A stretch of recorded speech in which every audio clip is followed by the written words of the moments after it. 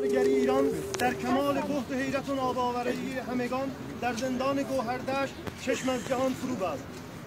علت مرگ شاهرخ را مقامات رسمی هرچه اعلام کنند، از نظر ما مسئولیت مستقیم آن تماما بر عهده کسانی است که با تحمیل برده واردترین شرایط بر ما کارگران حق تشکلیابی و مبارزه برای یک زندگی بهتر را نیز از ما سلب کرده و انسانهای شریف و بزرگی همچون شاهرخ زمانی را به گوشه زندانها افکندند. مرگ تکان دهنده شاهرخ در کنج زندان بدون هیچ پیشینه بیماری، نه اولین جان باختن یک زندانی و نه تحت شرایط موجود زندانهای کشور آخرین آخرین. اگرچه مرگ ناگهانی شاهرخ از نظر هر انسان منصفی مشکوک به نظر میرسد، اما بدون چنین تردیدهایی نیز شرایط زندانهای کشور به ویژه برای فعالین کارگری و زندانیان سیاسی به 1001 دلیل از پخش پارازیت گرفته تا غذای نامناسب، عدم رسیدگی پزشکی و نبود بهداشت، شیوه نگهداری نامناسب و اعمال انواع فشارهای روحی و روانی به اندازه کافی مرگ‌آور است.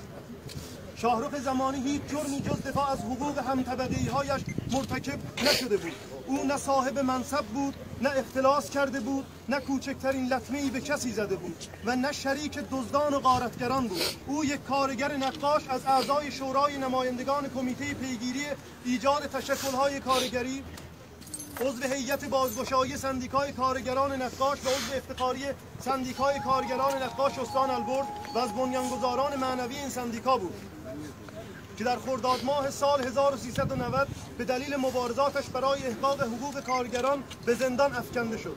اما زندان برای انسان جسور و بزرگی همچون شاهرخ پایان مبارزه و حق طلبی نبود. او در طول نزدیک به 5 سال دوران زندان تا آخرین نفسهایش در یکی از سلولهای 2 نفره زندان گوهردشت لحظه‌ای از مبارزه و حق طلبی باز نایستاد. نه دیوارهای زندان، نه دادگاه، نه سرکوب و نه اعمال فشار از سوی ماموران امنیتی و زندانبانان قادر به زدن مهر سکوت بر لبهای شاهرخ نشدند. او بدون ذره‌ای بزرگنمایی با جسارت و صلابت بی‌نظیرش مظهر مقاومت و مبارزه‌جویی طبقه کارگر ایران برای خلاصی از ستم و استثمار بود. مرگ شاهرخ برای یارانش، خانواده‌اش و برای جنبش کارگری ایران ضایعه‌ای سنگین و جبران ناپذیر است.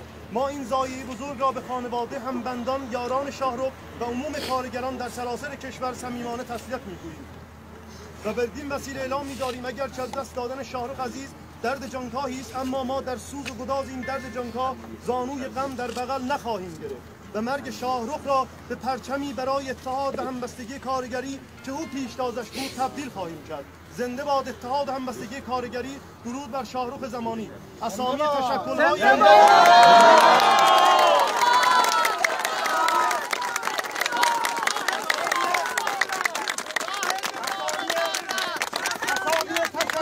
امضا کننده به ترتیب حروف الفبا: 1. اتحادیه آزاد کارگران ایران، سندیکای کارگران نیشکه و هفت تپه، سندیکای کارگران نقاش استان البرز، کانون مدافعان حقوق کارگر، کمیته پیگیری ایجاد تشکل‌های کارگری، کمیته هماهنگی برای کمک به ایجاد تشکل‌های کارگری، هیئت بازگشایی سندیکای کارگران نقاش تهران. درود. زنده باد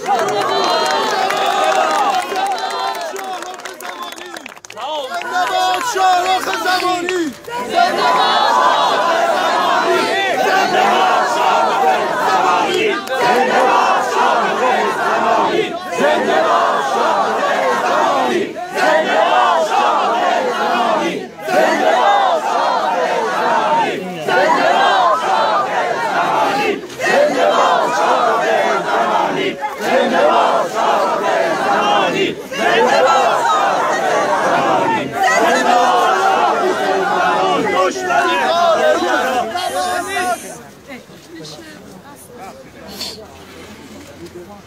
دوستداران طبقه کریکار، من یک چند کلمه کوتاه شعری دارم به مناسبت شاهرخ زمانی. این قبرستانه، این قبرستان پر از گل و دل و شعور و دانستنی و اقلانیت و گذشت و توانایی.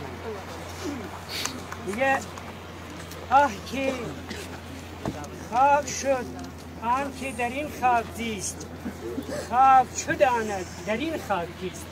درود بر شاهرخ زمانی، درود بر طبقه کریکار، درود بر آنهایی که دلش میزنه برای این راهبر طبقه کریکار شاهرخ زمانی سربلند. درود بر شاهرخ زمانی. درود.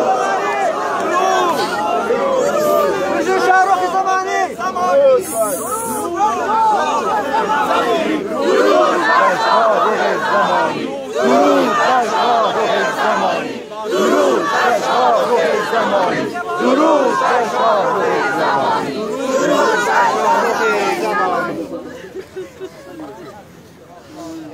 شاهرخ معلم ماست، راه شاهرخ راه ما، شاهرخ معلم ماست، راه شاهرخ راه ما، شاهرخ معلم ماست، راه شاهرخ راه ما، شاهرخ معلم ماست، راه شاهرخ راه ما، شاهرخ معلم ماست، راه شاهرخ راه ما، شاهرخ معلم ماست، راه شاهرخ راه ما،